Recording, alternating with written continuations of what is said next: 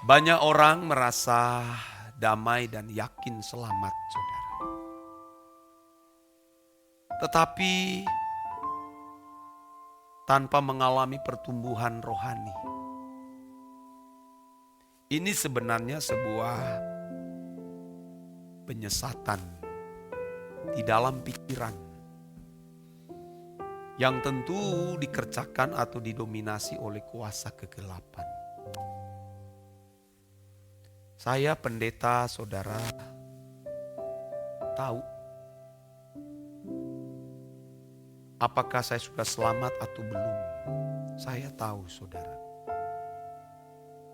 Karena dilihat dari kehidupan kita tentu. Karena ada standar. Beda kalau tidak ada standar. Kalau umat perjanjian lama tentu tidak ada standar. Jadi standar mereka hukum Taurat.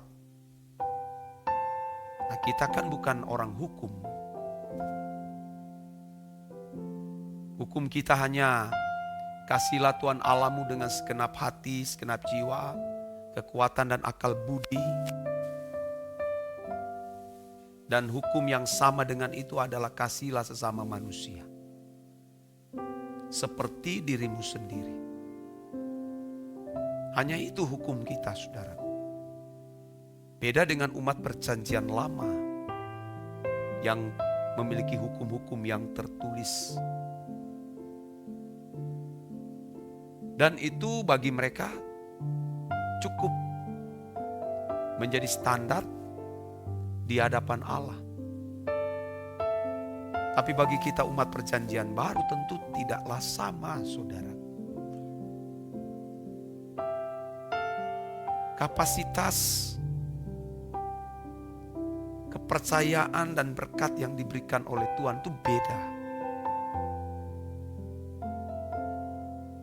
Umat perjanjian lama, saudara, tidak mengenal atau mengerti penebusan melalui darah Yesus. Mereka hanya tahu darah domba, binatang. Tapi umat perjanjian baru, darah Tuhan Yesus yang dikorbankan di atas kayu salib. Makanya standar kita beda, saudara. Kalau umat perjanjian lama, mereka juga akan masuk surga bagi mereka yang melakukan seluruh hukum tertulis.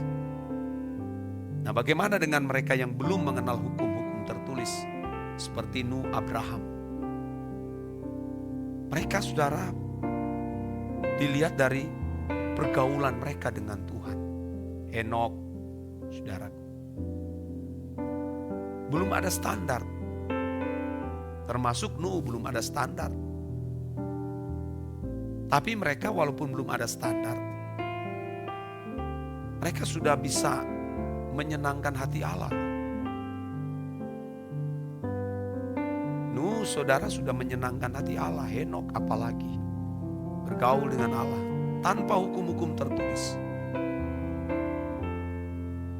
Setelah zaman Musa ada hukum tertulis.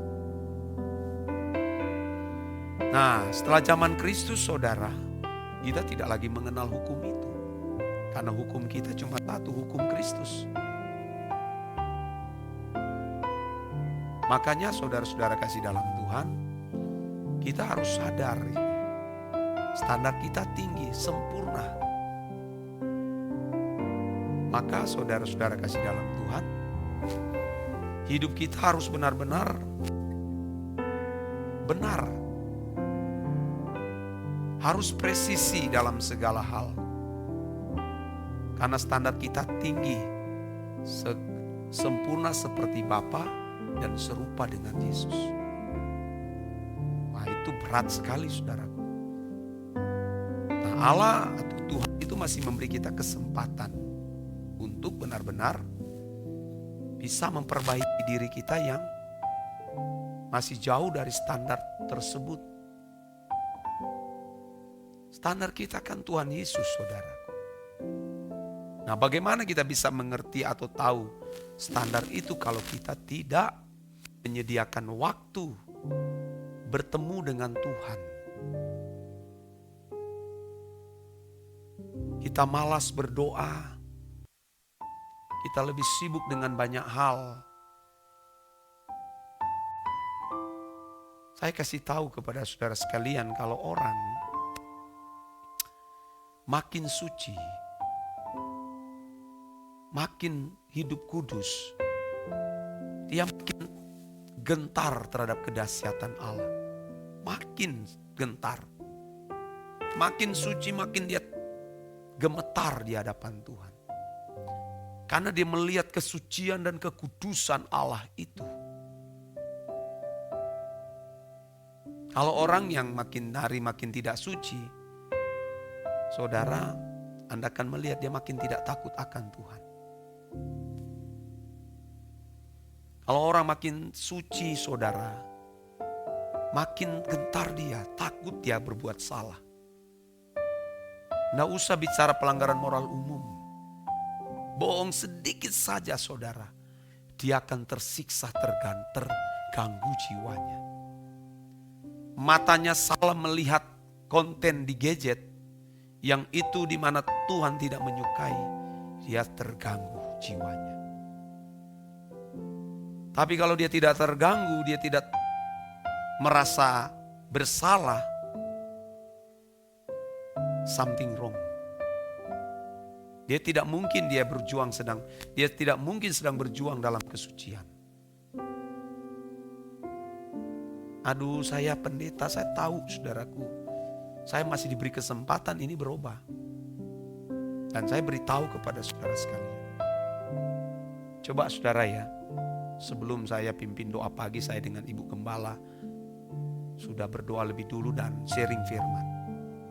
Saya berkata, kalau kita menghormati raja dunia, entah di pejabat tinggi, entah presiden, entah gubernur, menteri, itu beda dengan kita menghormati Tuhan.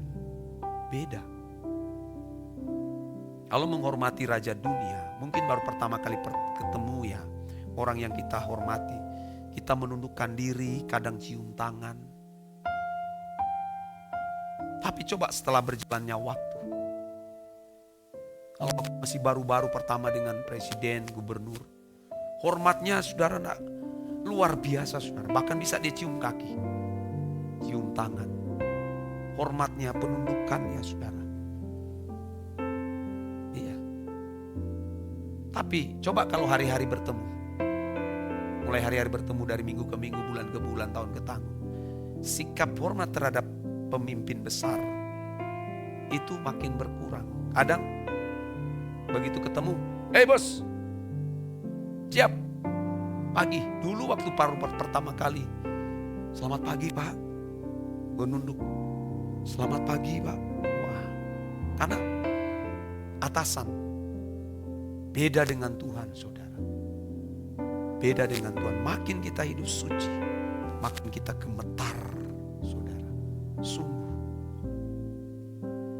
Makanya kalau kita makin tidak suci, wah celaka. Gereja pun demikian. Gereja makin suci, pelayanan makin suci, kegentaran terhadap Tuhan itu makin dahsyat. Dan itu makin bersih pelayanannya. Makin bersih pelayanannya.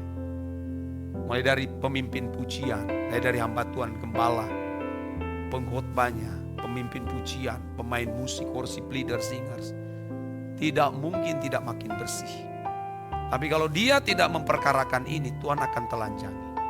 Percaya. Cuma soal waktu kan. Itu yang saya takutkan, saudara. Bayangkan saudara, saya pemimpin, lalu saya jatuh dalam dosa. Berapa banyak yang menjadi korban. Jadi kita benar-benar berusaha berjuang.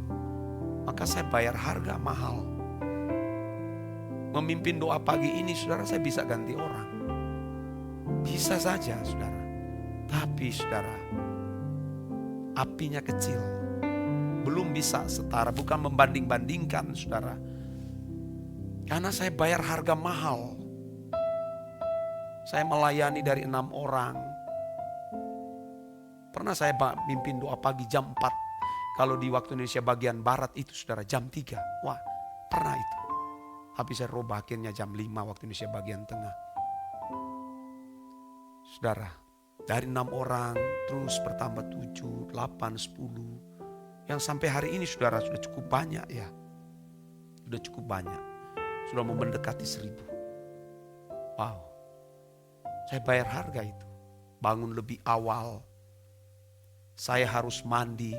Saya tidak cuci muka aja. Cuma cuci muka, sikat gigi, selesai, basahin rambut lalu nyisir, ganti pakaian. Saya mandi setiap hari saudaraku. Nah, pernah saya melayani Tuhan dan tidak pernah mandi. Mandi saya. Kalau sudah, saya pakai sepatu, pakai pakaian rapi saudara. Seperti saya hadir ke pelayanan saudara. Karena saya menghormati Tuhan dan menghargai setiap jiwa-jiwa yang mempercayai saya sebagai hamba Tuhan. Iya saudaraku. Jadi bukan sembarangan. Saya menjaga api pelayanan. Jangan sampai ada api asing. Kalau orang mempercayakan uang, saya gunakan uang sebaik-baik mungkin.